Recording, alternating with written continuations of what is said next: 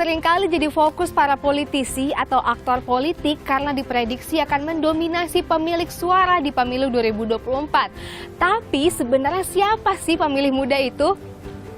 Arti kata pemilih dalam konteks pemilu adalah warga negara Indonesia yang sudah genap berumur 17 tahun atau lebih, sudah kawin atau sudah pernah kawin. Nah, sedangkan arti kata pemilih muda adalah pemilih yang berusia maksimum 40 tahun pada hari pemungutan suara. Jadi bisa dibilang pemilih yang akan mendominasi pemilu 2024 nanti adalah kelompok generasi milenial dan juga generasi Z. Per 11 Februari 2023 lalu, Komisi Pemilihan Umum mencatat jumlah total pemilih muda mencapai 117 juta pemilih. Angka ini setara dengan 57,3% dari total pemilih. Gak cuma jumlahnya aja nih yang tinggi, antusiasme pemilih muda untuk menggunakan hak pilih mereka pun meningkat di dua pemilu yang lalu. Pada pemilu 2014, partisipasi pemilih muda terekam sebesar 85,9%. Persentase ini meningkat pada pemilu 2019 menjadi 91,3%. Nah, bagaimana dengan pemilu tahun depan? Jika dilihat dari berbagai survei Kompas, lebih dari 80% pemilih muda berniat akan menggunakan hak pilihnya di pemilu 2024 nanti.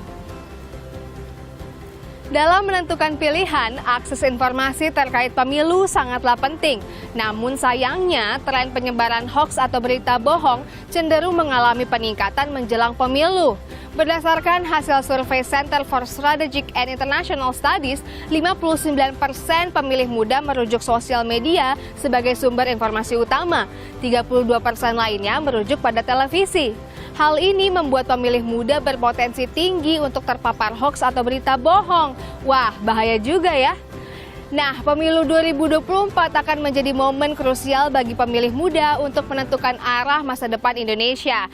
Maka dari itu, Anda pemilih muda, berhati-hatilah dalam menerima segala informasi terkait pemilu. Cek fakta kebenarannya dan ingat, saring sebelum sharing.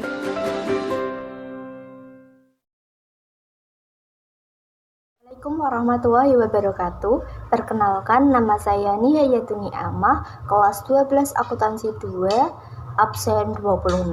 Dalam video ini saya akan memberikan reaction mengenai video yang telah saya tampilkan sebelumnya. Seperti yang kita ketahui, demokrasi merupakan sistem pemerintahan di mana kekuasaan tertinggi berada di tangan rakyat. Sebagaimana ditegaskan dalam pasal 1 ayat 2 Undang-Undang Dasar tahun 1945 yang berbunyi, kedaulatan berada di tangan rakyat dan dilaksanakan menurut Undang-Undang Dasar. Artinya, dalam sistem pemerintahan Indonesia, kekuasaan tertinggi berada di tangan rakyat.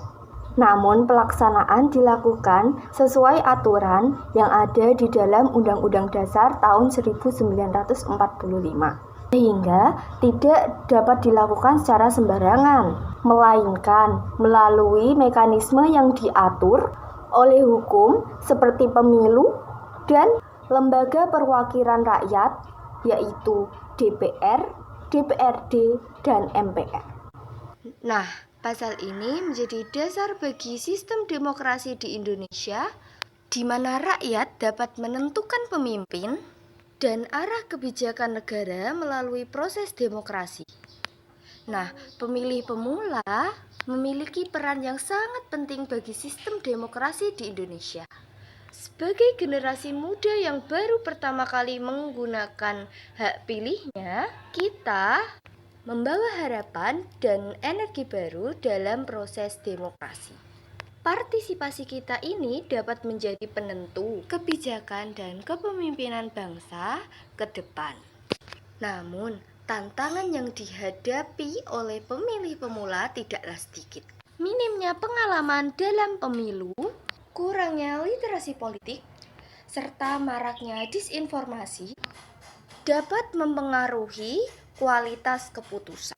Oleh karena itu, pendidikan politik yang baik sangat diperlukan agar para pemilih pemula bisa memilih secara cerdas dan juga bertanggung jawab. Selain itu, para pemilih pemula juga bisa menjadi agen perubahan dengan aktif mengawal jalannya demokrasi, menyuarakan aspirasi melalui berbagai media, serta menolak praktik politik uang dan juga kampanye hitam.